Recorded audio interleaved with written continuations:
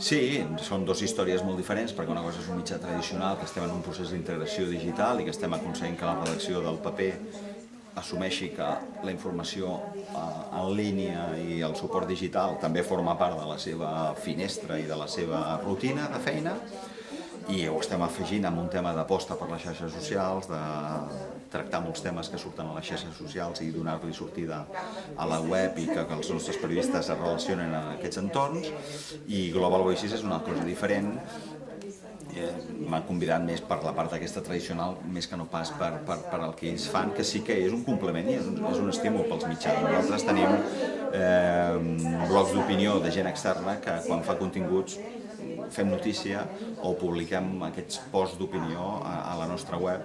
i no tenim una relació establerta ni pactada ni parlada, ni n'hem parlat tan sols amb Global Voices, però podria ser un tipus de col·laboració en aquest sentit. Però són com dos projectes molt diferents.